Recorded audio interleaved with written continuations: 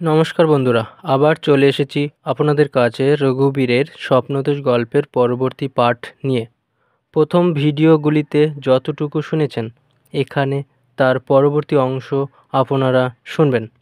আশা করি গল্পটি আপনাদের ভালো লাগবে।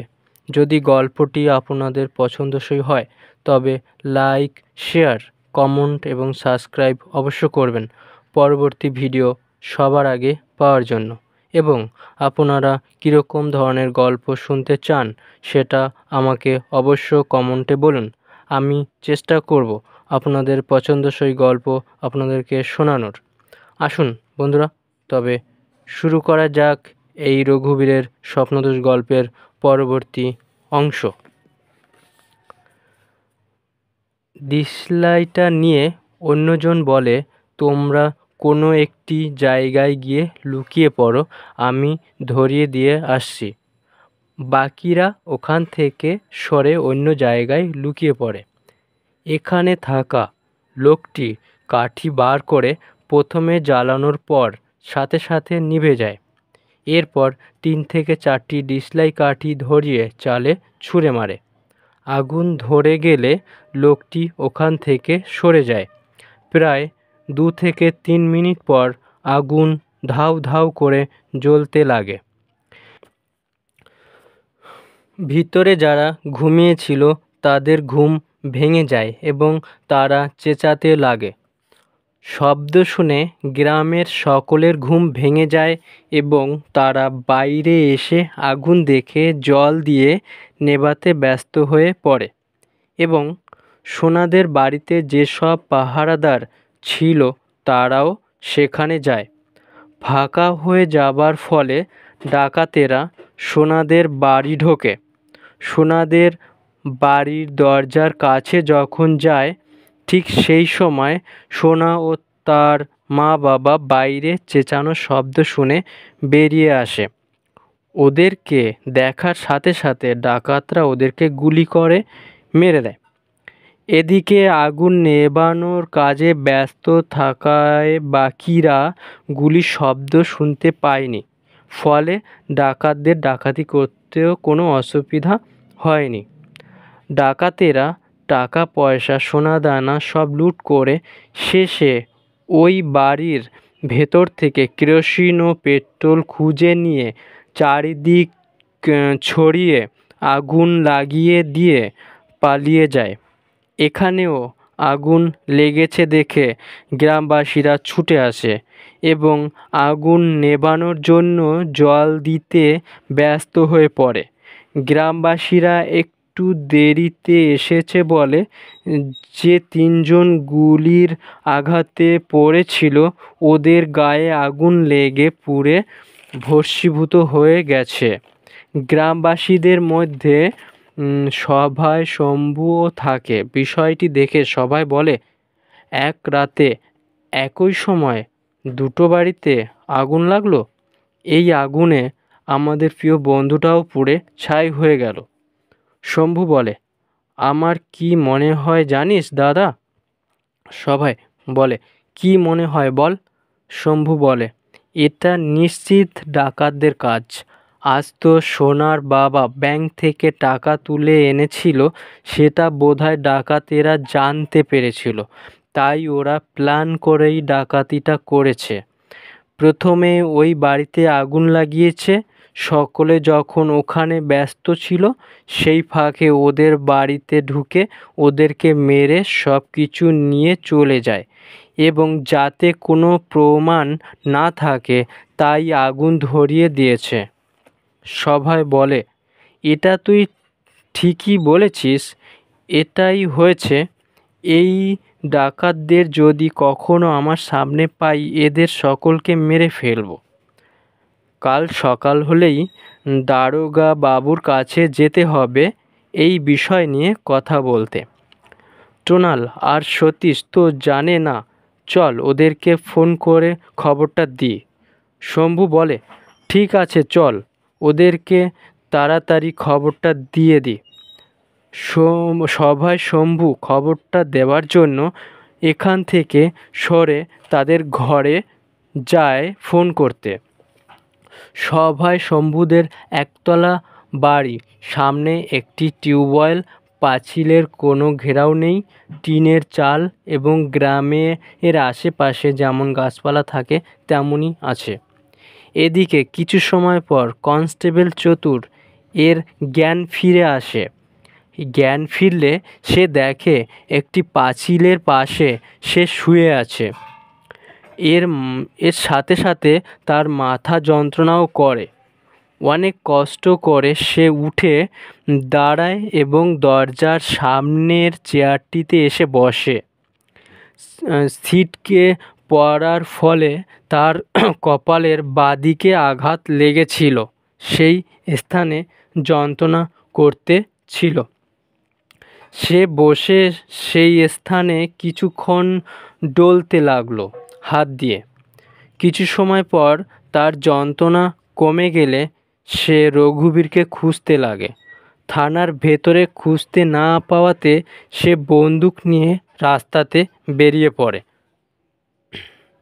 ডাকাতেরা ডাকাতি করে মাঠের ভেতর থেকে দৌড়ে যাচ্ছিল। সেই সময় রঘুবীর মাঠের ভেতর অজ্ঞান হয়ে পড়ে থাকে। ডাকাতেরা রঘুবীরকে না দেখেই ওর পাশ থেকে ছুটে চলে যায়। ডাকাতরা যখন রাস্তার ওপর উঠে দৌড়ে যাচ্ছে, সেই সময় কনস্টেবল চতুর ডাকাতদের দেখতে পেয়ে একটি গাছের আড়ালে লুকিয়ে ওদেরকে ফলো করে। ওরা চলে যাবার পর কনস্টেবল চতুর বেরিয়ে আসে। রঘুবীরকে খুঁজতে খুঁজতে কনস্টেবল চতুর মাঠের ভেতরে সেই স্থানে যায় যেখানে রঘুবীর পড়ে আছে। খুঁজতে খুঁজতে রঘুবীরকে দেখতে পেয়ে চতুর তাকে তুলে নিয়ে ওখান থেকে চলে যায় আর বলে, দেখতে পেয়ে তাকে তোলার আগে, হাম কাহা কাহা না ঢুঁড়া ওয়ার সাব यहीं पर लेटा रहा, हाय राम ये साब भी ना, और क्या बोलूं। এই কথাটি বলার পর রঘুবীরকে ধরে নিয়ে চলে যায়। পরের দিন সকালবেলা রঘুবীর স্বপ্নে দেখে ঘুমের ঘরে সে এবং তার সহচর অর্থাৎ কনস্টেবল চতুর গভীর রাতে ডাকাত ধরতে রাস্তায় বেরিয়েছে। রাস্তাতে হাঁটতে হাঁটতে যখন তারা অনেকটা পথ এগিয়ে যায়, তখন তাদের সামনে বিশাল বড় একটি ফাঁকা মাঠ পড়ে।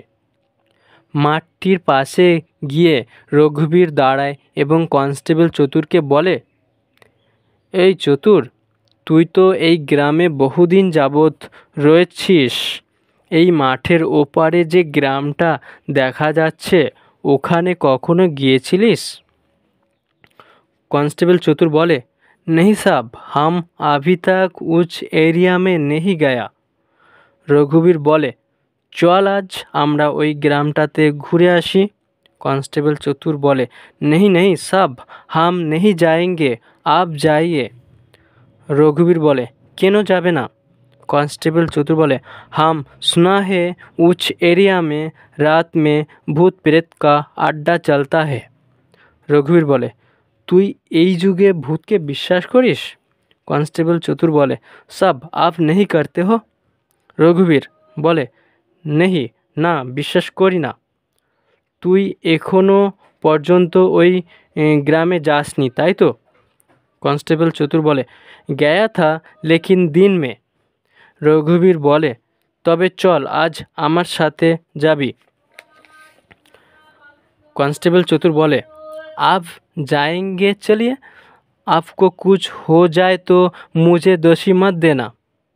रघुबीर बोले, দেখা যাক তোর কথা সত্যি না মিথ্যা। রঘুবীরের কথা শোনার পর চতুর মনে মনে বলে, चलिए हम जाते जाते आपको अकेले छोड़ के भाग जाएगा। রঘুবীর এবং চতুর কনস্টেবল মাঠে নেমে গ্রামটির উদ্দেশ্যে রওনা দেয়। যেতে যেতে মাঠের মাঝ বরাবর যখন চলে গেল, সেই সময় রঘুবীরের গা ঘেয়ে ঠান্ডা বাতাস বয়ে গেল এবং রঘুবীরের শরীর শিরশির করে কেঁপে উঠল। কেঁপে ওঠার ফলে রঘুবীরের মনে একটু ভয়ের আতঙ্ক তৈরি হলো। ভয়ে ভয়ে রঘুবীর চতুরকে ডাকতে লাগে, এই চতুর, চতুর, চতুর, কি হলো? সাড়া পাচ্ছি না কেন তোর? সাড়া না পেয়ে রঘুবীর পেছনে ঘুরে দেখে কনস্টেবল চতুর তার পিছনে নেই। চতুরকে না দেখতে পেয়ে তার মনে ভয়ের আতঙ্ক একটু বেশি বাড়ে। তবু সে সাহস দেখিয়ে ছুটতে শুরু করে, কিন্তু সাহস জাগিয়ে ছুটলেও একই স্থানে থেকে যায়। তার মনে হচ্ছিল কেউ যেন তাকে পিছন থেকে টেনে রেখেছে। এক স্থানে দাঁড়িয়ে কিছুটা সময় ছোটার পর পিছন থেকে মেয়েদের গলায় কে যেন তাকে ডাকতে লাগে। মেয়েদের গলায় তাকে ডেকে বলে, কিরে রঘুবীর, এ তো তারা কিসের? একটু দাঁড়া, আমি যে অনেক বছর ধরে তোর জন্য অপেক্ষা করে আছি। রঘুবীর বলে, তুমি কে?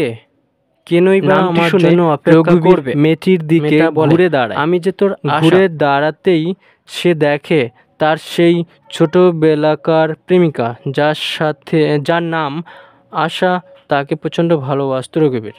দেখতে পেয়ে রঘুবীর কাছে গিয়ে বলে, তুমি এখানে কিভাবে এলে?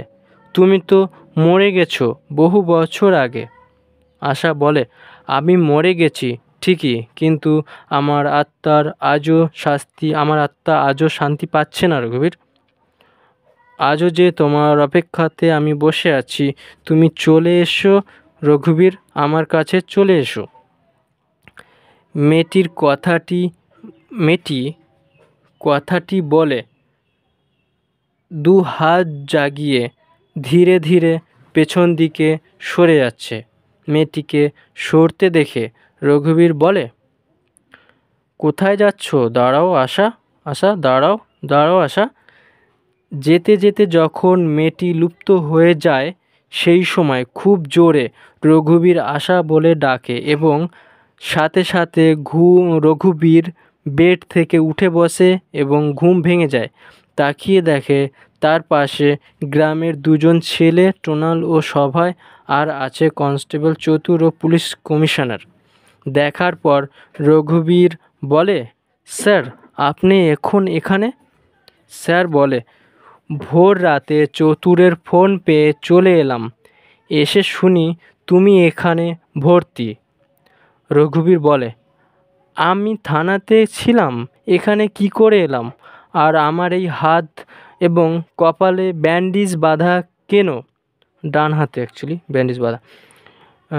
চতুর বলছে, সাহেব পহলে এ বলিয়ে আপ আভি ঠিক তো হ্যাঁ? রঘুবীর বলে, হ্যাঁ ঠিক আছি, তবে এই হাতটা একটু যন্ত্রণা করছে। कांस्टेबल चतुर बोले, तो अभी थाने पे चलिए, रात में एक बहुत बड़ा अनर्थ हो गया इस कुतुलपुर में। रघुवीर बोले, की होचे? कांस्टेबल चतुर बोले, चलिए, जाते जाते हम आपको सब कुछ बताता हूँ। चतुर बोले, চতুরের কথা শেষ হবার পরপরই ডাক্তারবাবু চলে আসে।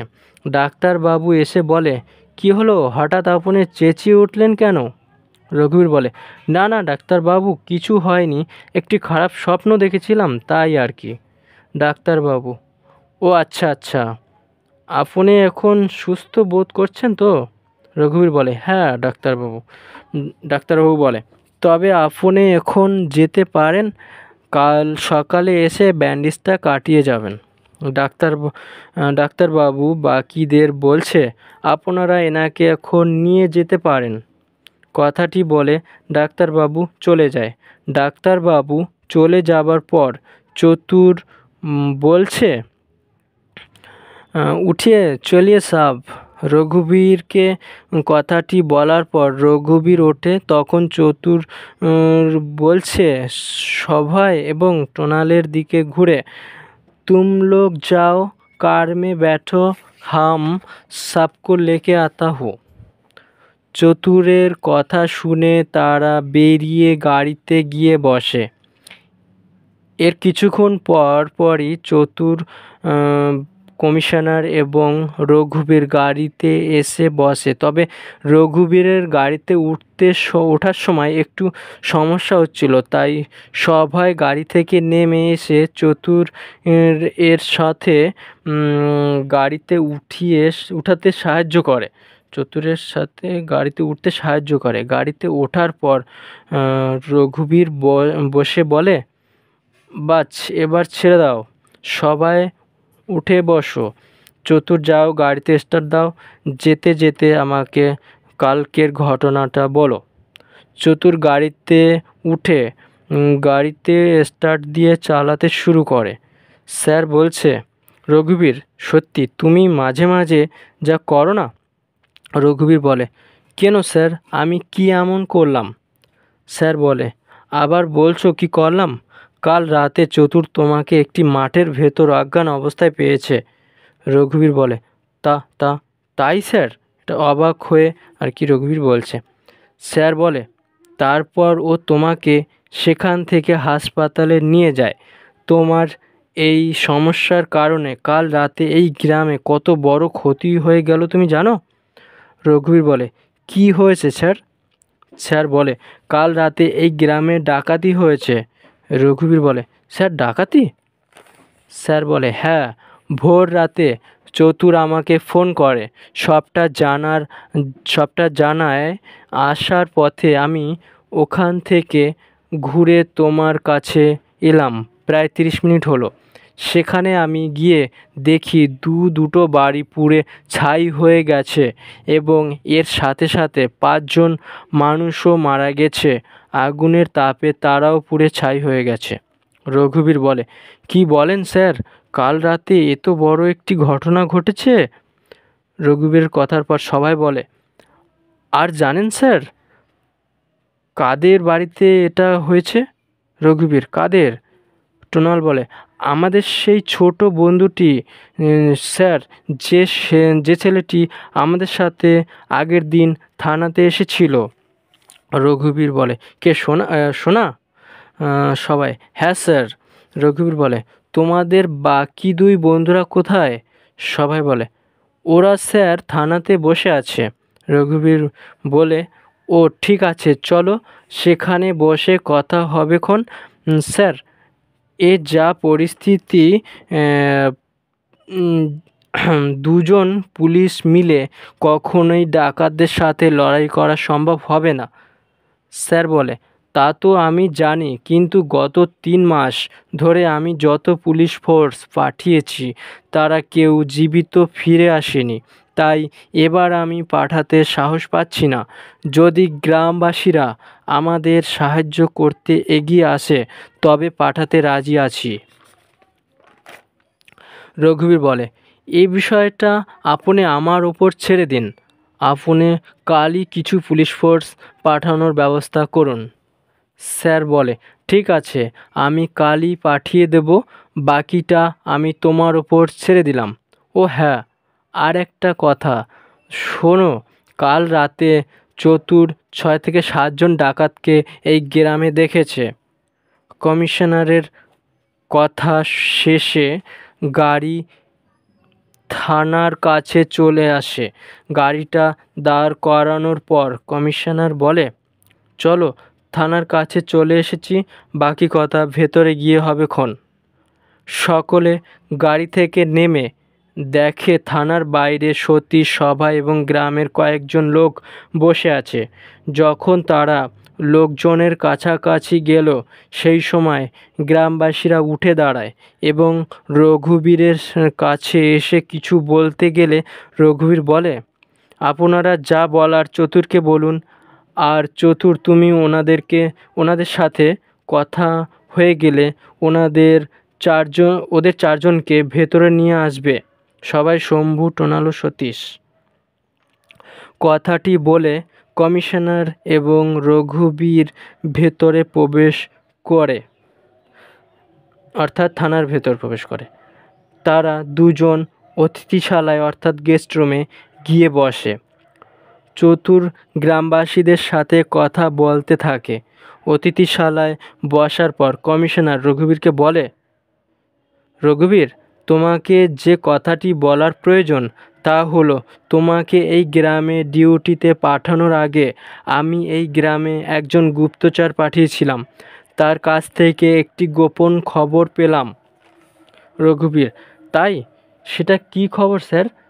স্যার বলে, এই গ্রামের উত্তর দিকে যে জঙ্গলটি রয়েছে সেখানে ভবানী ডাকাত নামে একজন ব্যক্তির বসবাস।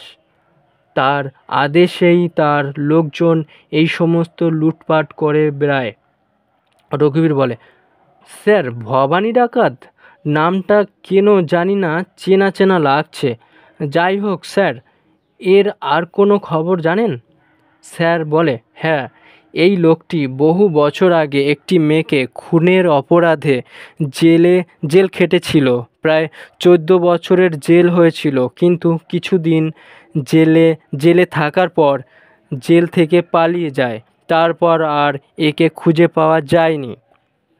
কমিশনার এর কথাটি শোনার পর রঘুবীর বলে, স্যার, আপনি আমাকে ঠিক জায়গাতেই পোস্টিং দিয়েছেন। আমি এত দিন ধরে যাকে খুঁজে বেরিয়েছি, আজ এত বছর পর তার সন্ধান পেলাম। স্যার বলে, এত বছর ধরে তুমি এই ভবানী ডাকাতকেই খুঁজেছিলে? রঘুবীর বলে, হ্যাঁ স্যার, খুঁজছিলাম। কারণ এই ব্যক্তি আমি যাকে ভালোবাসতাম তাকেই খুন করে জেল খেটেছে। আর আমি পুলিশে আসার মেন কারণও হচ্ছে এটাই। কমিশনার কথাটি শুনে হাসতে হাসতে বলে, ও আচ্ছা আচ্ছা, একেই মারার জন্য তুমি পুলিশে ভর্তি হয়েছো? রঘুবীর বলে, হ্যাঁ স্যার, পুলিশে ভর্তি না হলে ওর নাগাল পেতাম না স্যার। কথাটি বলার মাঝে চতুর রুমে প্রবেশ করে এবং স্যালুট করে। সঙ্গে বাকি চারজনও প্রবেশ করে। কনস্টেবল চতুর বলে, सब हम लोगों के साथ बात किया, वो लोग मान गए। রঘুবীর, তুমি কাল ওদের আসতে বলেছ? চতুর বলছে, হ্যাঁ সাব। রঘুবীর, তারা এখন ও বাইরে আছে না চলে গেছে? কনস্টেবল চতুর বলে, সব লোক চলা গেয়া। রঘুবীরের সাথে কথা বলার পর কমিশনারকে বলে, সাব, আপকা ড্রাইভার কার লেকে চলা আয়ে। স্যার বলে, চলে এসেছে? ঠিক আছে, তবে আমি এখন চলি। যে কথাগুলি বলেছি তা ওদেরকে বলিস। আমি কাল কিছু পুলিশ ফোর্স পাঠিয়ে দেবো খন। এরপর কমিশনার রুম থেকে বেরিয়ে গাড়িতে উঠে চলে যায়। রঘুবীর বাকিদের সাথে সেখানে বসে সমস্ত ঘটনা নিয়ে আলোচনা করে এবং বাকিদের কথাও শোনে। অন্যদিকে সোনালির বান্ধবী দৃষ্টি হাঁপাতে হাঁপাতে রাস্তা দিয়ে ছুটতে সে চন্দন চতুর্বেদীর রেস্টুরেন্টের কাছে গেটের মুখে এসে ডাকতে লাগলো জোরে জোরে, চন্দন কাকা, চন্দন কাকা, ও চন্দন কাকা, চন্দন কাকা, ও চন্দন কাকা। কথাটি অর্থাৎ জোরে চেঁচিয়ে ডাক শুনতে পেয়ে চন্দন চতুর্বেদী বাইরে এসে বলে, চন্দন চতুর্বেদী বলছে, কিরে দৃষ্টি, তুই এত জোরে জোরে চেঁচাচ্ছিস কেন? দৃষ্টি বলে, চন্দন কাকা, সোনালীকে তুলে নিয়ে গেছে দুটো লোক। দৃষ্টি নামে মেয়েটির স্টাইল ও অনেকটা সোনালীর মতন, তবে চেহারার সাথে মিল নেই। চন্দন চতুর্বেদী বলে, কি বলছিস, কখন? দৃষ্টি বলে, টিফিন টাইমে আমরা ঘুরতে বেরিয়েছিলাম। সেই সময় দুটো লোক অন্ধ সেজে আমাদের কাছে সাহায্য চাইলো। আমরা সত্যি সত্যি অন্ধ মনে করে তাদের রাস্তা পার করিয়ে যখন একটি ফাঁকা স্থানে নিয়ে দাঁড় করালাম, সেই সময় লোক দুটো পকেট থেকে মেডিসিন লাগানো রুমাল বার করে মুখে চেপে ধরে। আমি সাথে সাথে বুঝতে পারায় আমার মুখে চেপে ধরতে পারেনি। সন্দেহ হওয়াতে আমি চেঁচাতে শুরু করি। তখন পেছন থেকে একটা বাঁশের লাঠি তুলে আমার মাথায় আঘাত করে এবং যন্ত্রণায় আমি মাটিতে বসে পড়ি। বাকি ছাত্রছাত্রীদের দৌড়ে আসার শব্দ শুনে তারা সোনালীকে নিয়ে পালিয়ে যায়। চন্দন চতুর্বেদী বলে, থানাতে জানিয়েছো? দৃষ্টি বলে, না কাকা, আমি ভাবছিলাম খবরটা আগে আপনাকেই দেওয়া উচিত, তাই ছুটে আগে আপনার কাছে এলাম। চন্দন চতুর্বেদী বলে, ঠিক আছে, তুমি দাঁড়াও, আমি বাইকটা বার করি, এখনই থানাতে গিয়ে জানানো দরকার। দৃষ্টিকে দাঁড়াতে বলে চন্দন চতুর্বেদী তার বাইকটা আনতে গেল। বাইক এনেই সাথে সাথে স্টার্ট দিয়ে চালাতে শুরু করে এবং দৃষ্টি বাইকের ওপরে উঠে বসে। থানাতে বসে যে বিষয়গুলি নিয়ে রঘুবীর এবং বাকিরা আলোচনা করছিল তা সম্পূর্ণ হলো। আলোচনা শেষে রঘুবীর বলছে, আজ রাতে তোমরা কেউ ঘুমাবে না। সমস্ত গ্রামবাসীদেরকে বলবে তারা যেন আজকের রাতে জেগে থাকে এবং সতর্ক থাকে। তোমরা এবং তোমাদের সাথে আরও কয়েকজন লোকজন নিয়ে গ্রামটি পাহারা দেবে, বুঝেছ? সতীশ বলে, ঠিক আছে স্যার, তাই হবে। আমরা কেউ আজ রাতে ঘুমোবো না, সারা রাত পাহারা দেব। সবাই বলে, শালা ডাকাত আসুক আজ, ওকে হাতের সামনে পেলে যা করব না, সারা জীবনের মতো ওর ডাকাতি করা ঘুচে যাবে। এই ডাকাতদের জন্য আজ আমাদের প্রিয় বন্ধুটা হারিয়ে গেল। টোনাল বলে, এখন ভেবে আর কি হবে বল, বিপদের সময় তো রক্ষা করতে পারলাম না, তবে হ্যাঁ, ডাকাতগুলোকে পাই একবার হাতের সামনে, এর প্রতিশোধ নেব। সতীশ বলে, স্যার, যা সিদ্ধান্ত নেওয়ার তা তো হয়ে গেছে। আমরা সকলে কাল সকালে চলে আসব। আমরা এখন তবে আসি স্যার। আপনাকে আজ রাতে বেরোতে হবে না। ডাকাত আসলে আমরা আপনার কাছে ধরে নিয়ে আসব। আপনি আজকের রাতটা বিশ্রাম নিন। রঘুবীর বলে, ঠিক আছে, তবে তোমরা এখন যাও। ও বাকি সিদ্ধান্ত কাল হবে। এরপর গেস্ট রুম থেকে সকলে বাইরে বেরিয়ে আসে।